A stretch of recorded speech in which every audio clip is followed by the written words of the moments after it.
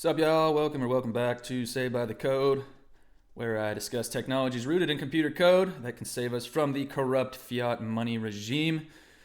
If that sounds like something that you would be into, please think about giving me a subscribe. It really does help me out. All right, today got a lot of juice for you, as usual. Got all sorts of good stuff. This first story here sees Bitcoin as being more trusted safe haven asset than the dollar. According to a survey by Bloomberg, Bitcoin ranked number 3 in the event of a United States default on the debt. That could apparently happen as soon as June 1st. And Bitcoin was number 3 in this survey. And that's pretty wild. Gold was number 1. And then came treasuries. And then Bitcoin. So it goes gold, treasuries, Bitcoin. Literally number 3. So, hey, apparently if the US default's here coming up, that'll be great for Bitcoin. And, I mean, it's just the whole debt thing with the US is so mind-bogglingly absurd. $32 trillion in debt or something like that. Ridiculous. And all they do is just raise the debt ceiling. Just raise it again. It's all good. Just get more debt. That's fine. Just print more. It's all good. But hey, if you get into $1,000 in credit card debt, you better watch your butt because they're coming after you. But $32 trillion, whatever, just raise the ceiling, we'll print more. Hey! Welcome to the clown world, ladies and gentlemen. So yeah, this is really cool to see the interest in Bitcoin. It is, people preferred it over the yen, over everything else that you could buy in the event of a US default to protect your wealth. Number 3, that is significant, and I love to see it. And honestly, I doubt the US will default on its debt. Just, it's always we're on the cusp of a major this and that and that and this, and when's it gonna happen? It can't go on forever. Can it just happen so it can just happen and bad stuff will happen and we can just get it over with? I don't know. I mean, it's kind of annoying just it not happening. I mean, how much debt can you get into? It doesn't take an economist to know that isn't good when you're multiple trillions of dollars in debt and can barely pay your bills. Apparently it will send the world into economic turmoil, and just so many bad things will happen if the US defaults on its debt. We'll see what happens. Apparently it can happen as soon as June 1st. And a lot of people will buy Bitcoin if it does happen. So I'm rooting for it. US default on your debt. But it'll be okay if they do because they're allowed to. But you're not allowed to. If you default, there goes your credit score. No. We're coming after you. What? You didn't pay off your $500 in credit card fees? Oh, gosh. 32 trillion is a little more than that. Okay, next up here is a bunch of crypto investment, venture capital stories here. And there's still quite a bit of investment going into the Bitcoin mining space, the Bitcoin space, the crypto space in general. And right here is a story about a mining operation in West Texas that has raised $30 million and 400 Bitcoin in Bitcoin debt to scale its West Texas Bitcoin mine. And that's big. The interest is very much there still. And Bitcoin mining has just been expanding at a rate never seen. And it's at an all-time high. The amount of hash rate behind the network, which is how many miners are mining Bitcoin. all-time high, and operations like this are expanding.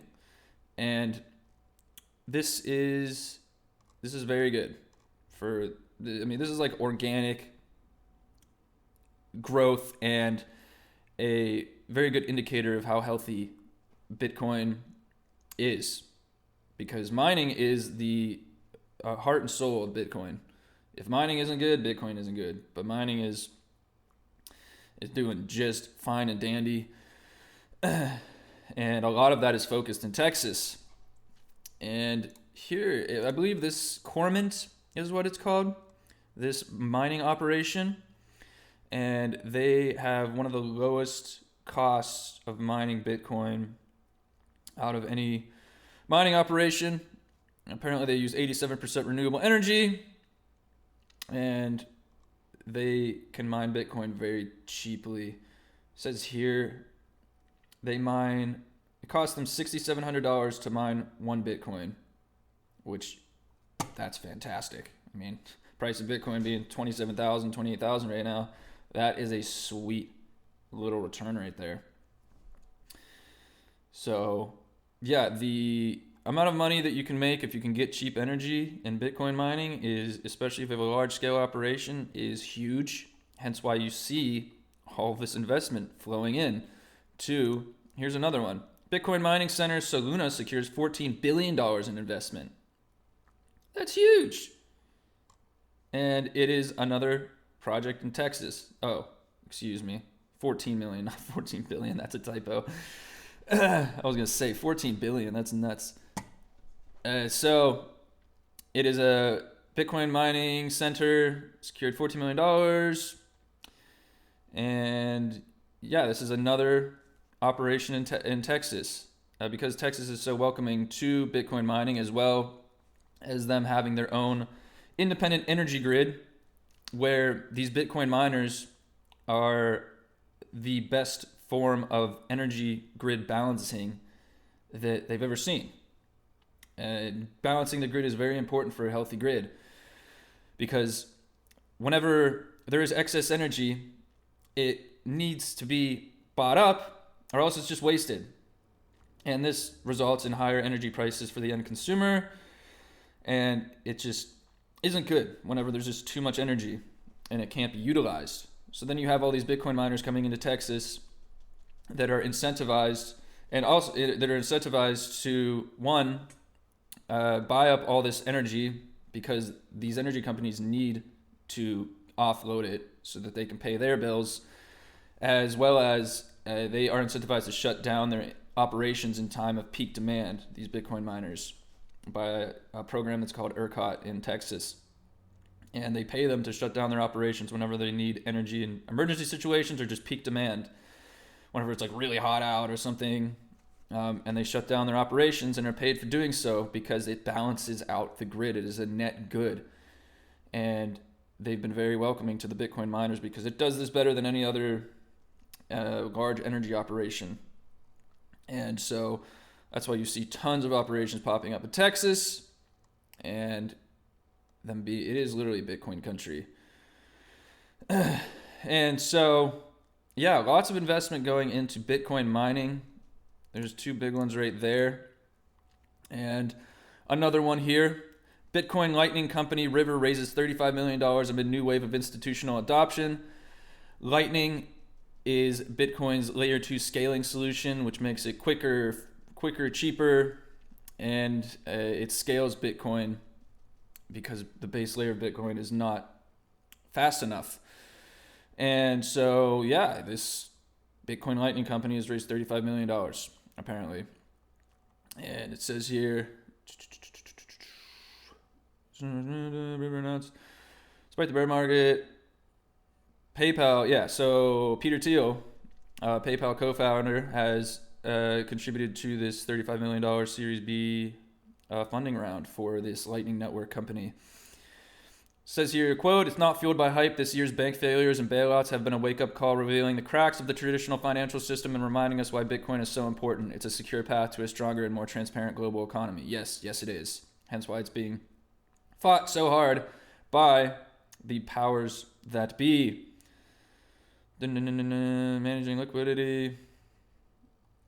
Yeah, so the Lightning Network is growing at quite a rapid pace, and it is so important that it does grow quickly because, as we've just recently seen, Bitcoin went through a very intense fee spike on the network because of the increased amount of activity. And it congested the network. It caused a lot of backlog transactions, and the transaction fees shot up to like $30, $40, $50 average, which for large transactions isn't even that much. But for smaller transactions, for people that need Bitcoin in places like Argentina and Africa, that's too much. You can't even use the network when fees are that high for these people. And so we need a layer 2 scaling solution like Lightning Network. And this is great to see. $35 million investment into this Lightning company, River, to build out its scaling and Lightning nodes.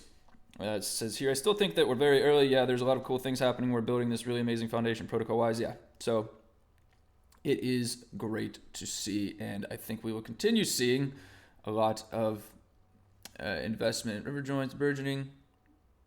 Yeah, it just says here even. They join a burgeoning list of Bitcoin companies making raises during the bear market. Custody service provider Unchained Capital recently raised $60 million, while El Salvador's education program received a flood of investments from Bitcoin advocates around the world. So the investment in the crypto space is a booming, even though we're technically in a bear market or whatever, of which I think is coming to an end here. Apparently, we're going to get regulatory clarity here soon from the Chamber of Commerce or the SEC, or I don't know. And the coming June 1st date for when the United States could possibly default on its debt, all sorts of craziness going on in the world that, in the end, inevitably all roads lead to Bitcoin. Because, as you're going to see here with some of these stories I have, inflation is absolutely destroying nations around the world. This story about Lebanon. Inflation and anguish. Outraged Lebanese depositors continue to riot against financial institutions. Their savings absolutely decimated because of shady, unchecked business practices by central bankers, as usual. The cause of pretty much every single society's downturn right now is inflation. I recently listened to a podcast where they posited that inflation is one of the most important topics of our time because it literally decimates entire nations, enriches a few, and destroys nations. And we're told that inflation is good for the economy. 2 to 3% inflation, so good. It's great for the economy. It's such a lie, it's crazy. How is devaluing a currency over time good for the economy? It's only good because you get to print money and you get an extra 2 to 3% from people every year. The US dollar has lost 97% of its value over the course of 150 years because of inflation. And guess who that benefits? The few closest to the money printer. Guess who it damages the most? Those furthest away, like regular people. And these people tout that it is good for the economy and it's good for you and your family and this and that, when it is such horrible BS just to literally get more money out of your pocket. An extra 2 to 3% for them and their cronies so that they can also print money as well. It's so terrible, and that is the realities that we're forced to live in. And this is what makes me have no respect for people like this guy, Steve Hanke. Bitcoin is a bubble with no inherent value and is terribly overpriced. Top economist Steve Hanke. You know, when I hear someone's an economist, especially a top economist, I immediately question their intelligence and or their motivations, because these are the kinds of people that promote that inflation is good when it is so blatantly obvious that it is a scam and it destroys nations and it robs money from your pocket. And Bitcoin entirely solves this. It neutralizes the money creation process. It is deflationary. Every 4 years, its inflation rate gets cut in half. And like I said, it neutralizes money.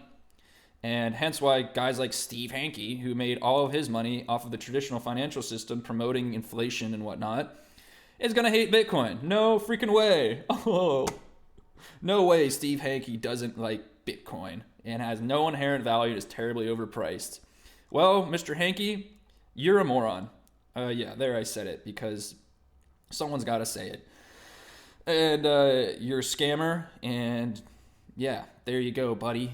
And I mean, if by now you don't see the use case for Bitcoin, you're either incredibly intellectually dishonest or a scammer of the fiat money regime. And yeah, so obviously this guy's not going to like it. Unfortunately, a lot of people probably follow him and listen to him and think he's just the greatest person in the world. But these people are bad people that want to take your money and get rich. That's how they get rich. That's their business model, is scamming and deceiving and lying and destroying your life. Literally their business model. Like if there was like a business plan, it would say, our objective is to destroy lives, to steal money, deceive, lie, and just wreck nations. But we'll get rich, so it'll be all good. I'm talking billions. Oh yeah. Like that's their business model. And like I said, inflation, I agree with this podcast that I listen to, is that it probably is the most important topic of our time because it is literally why the entire world is in turmoil right now. Inflation. Like unchecked money printing, greed, deception. We need to neutralize the money creation process, and Bitcoin does this elegantly. Hence why there's so much pushback from people like Steve Hanke, top economist, top expert economist. He knows what he's talking about. He's really an expert in economy. Get out of here. Oh, man. Unreal. All right. Enough of that stuff. Bitcoin wallets holding at least one Bitcoin reaches the 1 million mark. There is officially 1 million addresses with 1 Bitcoin or more. This is an all-time high. And this has been increasing significantly over the course of the past 6 months. And it has officially crossed the 1 million mark. And people are not selling their Bitcoin. Like, no one wants to sell at these prices. Like, we are all anticipating $100,000 plus Bitcoin in the next year or two.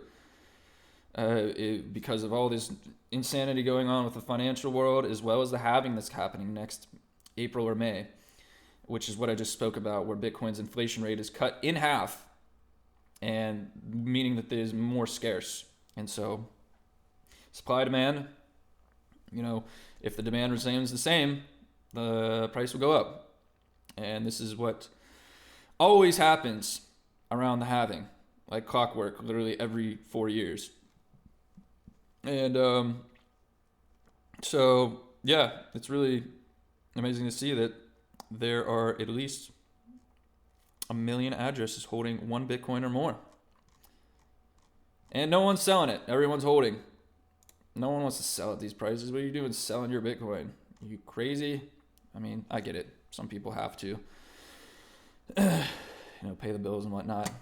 But, yeah, this is growing every day and will continue to grow because Bitcoin solves so many of the issues that we're seeing today in the financial world. This story here, small-scale Bitcoin mining is becoming more popular. So people literally running these tiny little Bitcoin miners that have almost no chance of mining Bitcoin, but it's like winning the lottery. They literally buy these little mining rigs that cost like a couple $100 as opposed to the ones that cost like $10,000. But they have much lower chance of actually mining Bitcoin. But imagine if it just happened to. It is totally possible. The chances of it doing so are extremely low. However, it can happen. And it has happened, actually.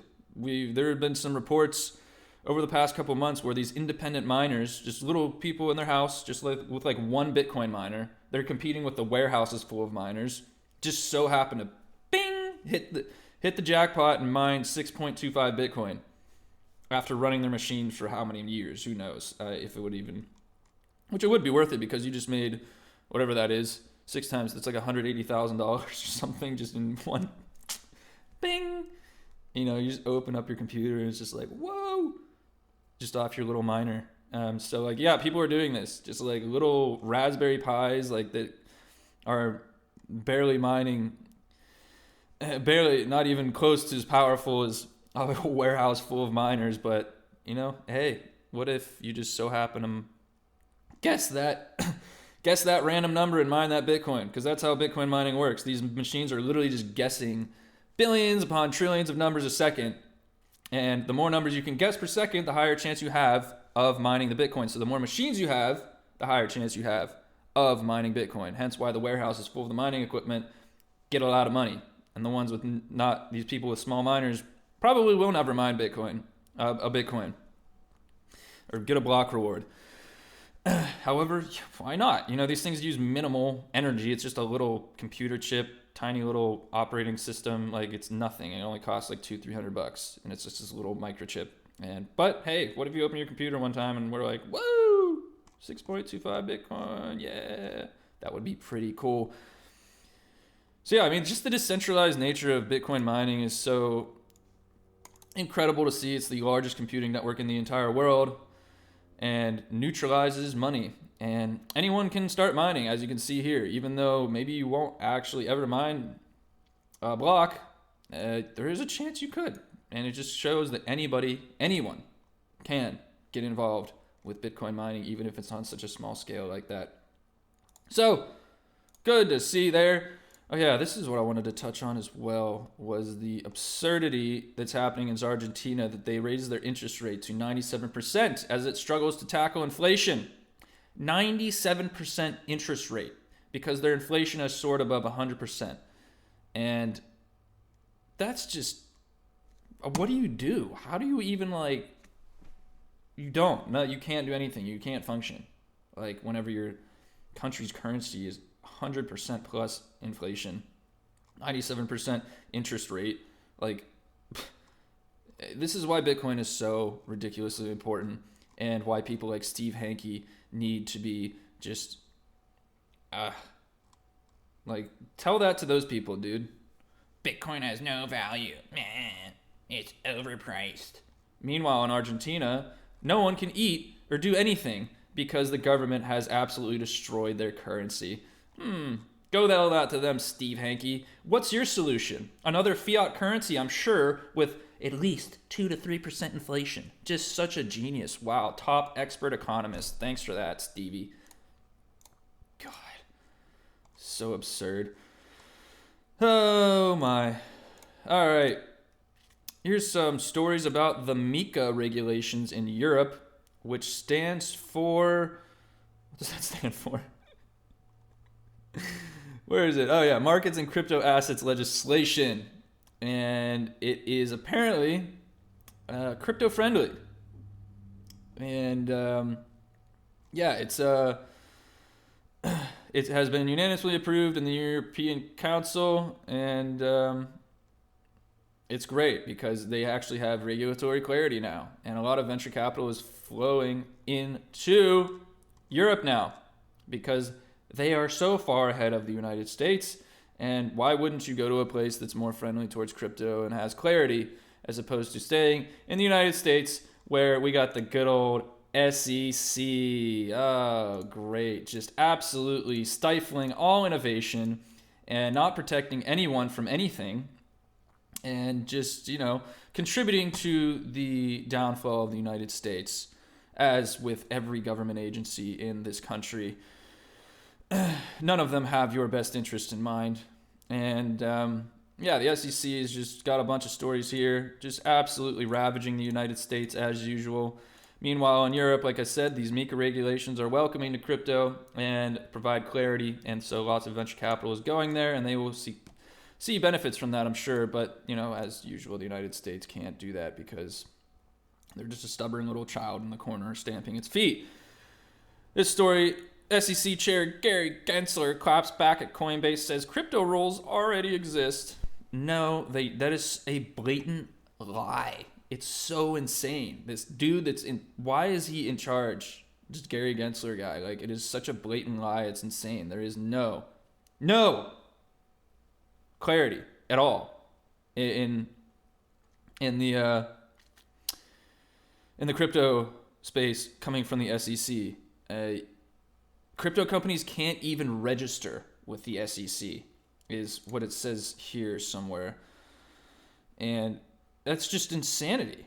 And Coinbase is in a current lawsuit with them and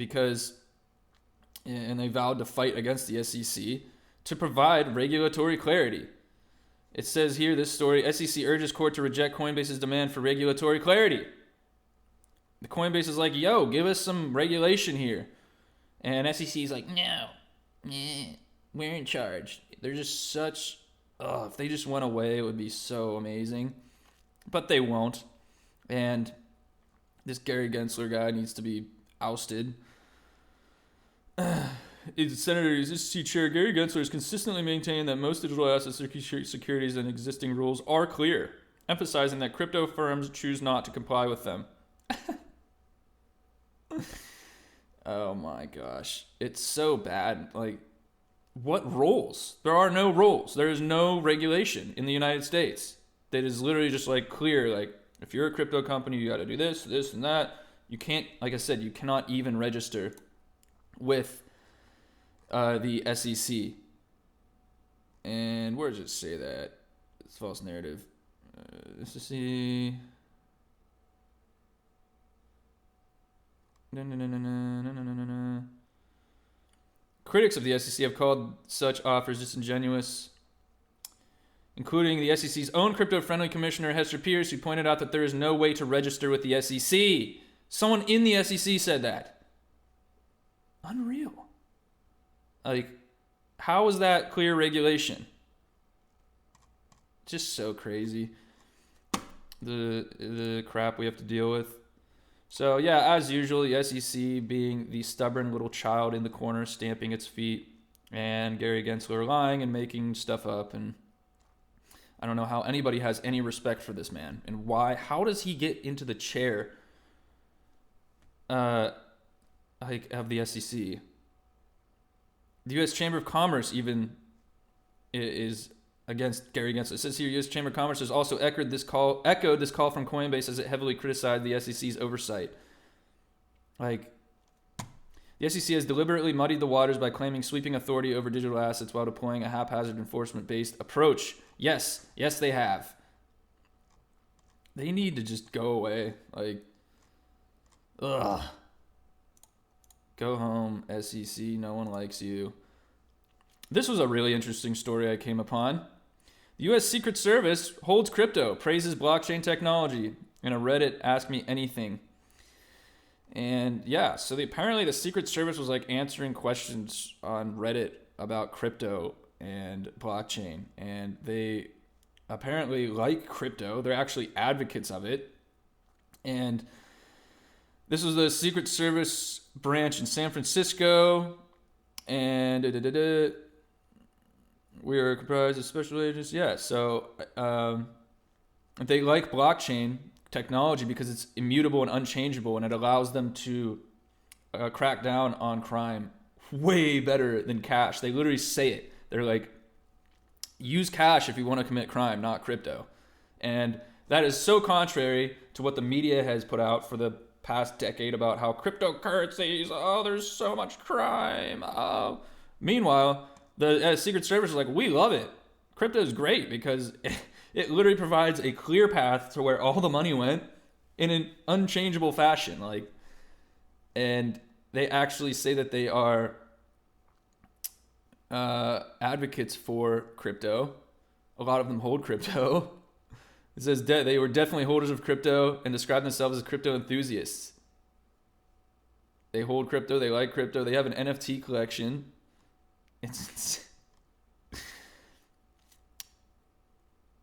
But most notable is that crypto transactions are irreversible and immutable. It is. It's a great, that's the whole reason, that's one of the largest use cases of blockchain technology is to prevent fraud, because it's an unchangeable ledger that you can just see everything, where everything's moving.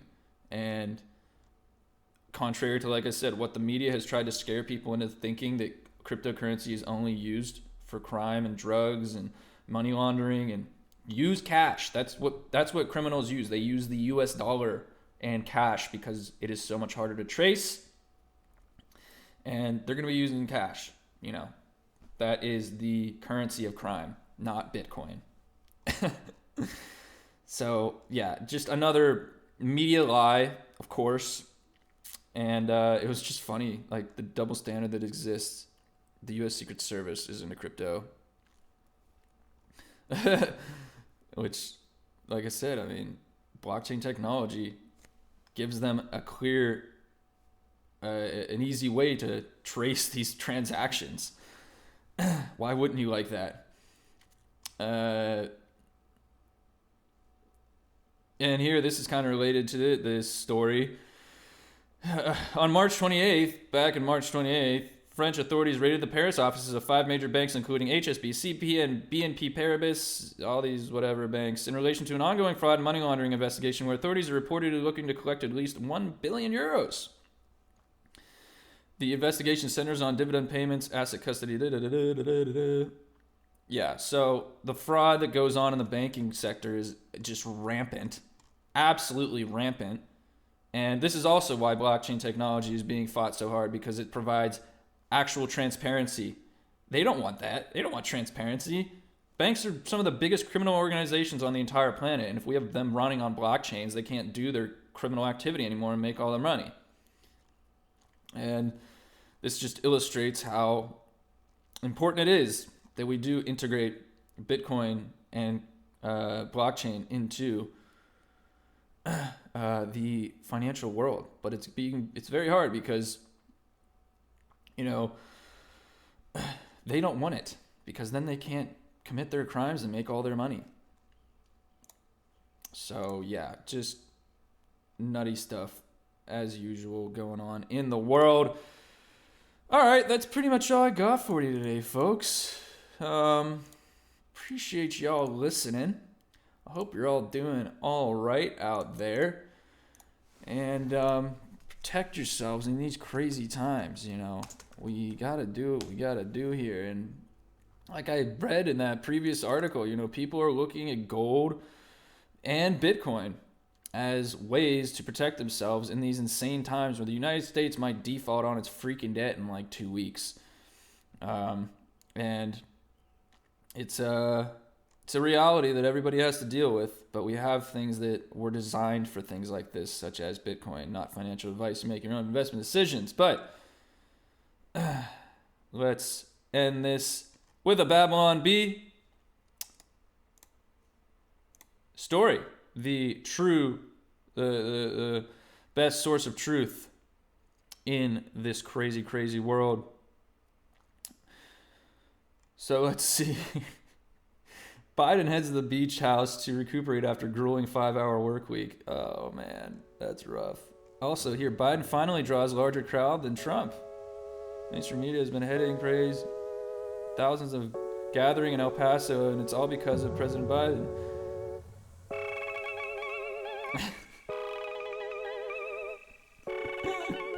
All these people in El Paso crossing over the border. All these homeless people going to Biden's rallies. Unreal. I love this site. It's so funny. Alright, folks. Thanks for listening. Appreciate y'all. Like and subscribe. And I hope you're all doing alright out there, like I said. Until next time, I do bid you farewell on your cryptocurrency.